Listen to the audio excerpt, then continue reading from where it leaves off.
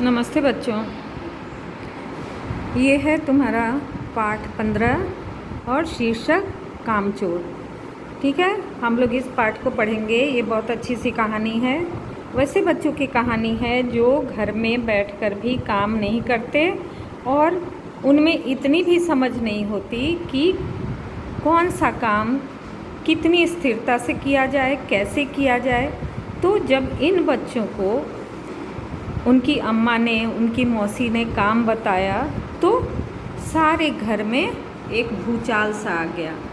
बहुत से काम बिगड़ने लगे, बहुत परेशानियां बढ़ने लगी और फिर अंत में क्या हुआ कि उन बच्चों को फिर जैसे वो बैठे रहते थे, बच्चों को वैसे ही बैठना पड़ा। ये कुछ चित्र के सहारे तुम लोग देख सकते हो कि यहाँ देखो, ये भेड़ें जो है कैसे इनके ऊपर आ गई हैं। ये मुर्गियाँ जो हैं वो कैसे पानदान में आती हुई और सफ़ेद चादर पे उनके पैरों के चित्र बनते चले जा रहे हैं। ठीक है, लेकिन ये पाठ तो पढ़ेंगे कहानी के रूप में, लेकिन हम लोग इसमें सबसे पहले युग्म शब्द, नुक्ता वाले शब्द और पुनरुक्त शब्द, तो मैंने कुछ यहाँ अंडरलाइन करके रखा है। इसको मैं पढ़ती जाती हूँ, इसको तुम अपने कॉलम में लिखते जाओगे। ठीक है, ताकि हर शब्द हमारा बिल्कुल अलग हो और समझ में आए कि हमने कौन कौन सा शब्द लिखा और किसे किस कॉलम में रखा है। ठीक है, सबसे पहला शब्द है वाद विवाद। ये युग्म शब्द में आएंगे।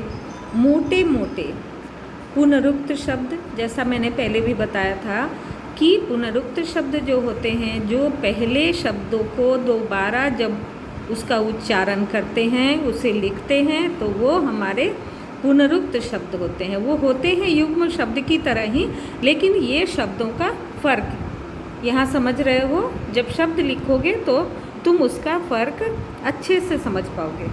ठीक है, आगे देखोगे यहाँ है हिल हिलाकर। ठीक है, इसको भी हम लोग युग्म शब्द में डालेंगे। पेज नंबर 85 में आते हैं।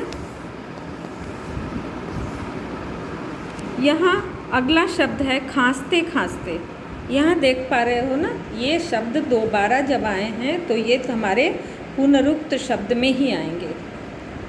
मार मार कर, ये शब्द और ये शब्द दोनों अलग है, इसलिए इसको हम युग्म शब्द में रखेंगे।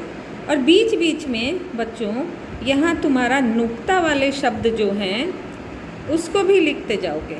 ठीक है, जो भी अक्षर के नीचे बिंदी दी रहती है वो नुक्ता होता है। वो उर्दू के शब्द, फारसी के शब्द, मतलब हमारे हिंदी के वो शब्द नहीं रहते। हम अपनी हिंदी भाषा को सुंदर और पूर्ण बनाने के लिए बाहरी शब्दों का सहारा लेते हैं।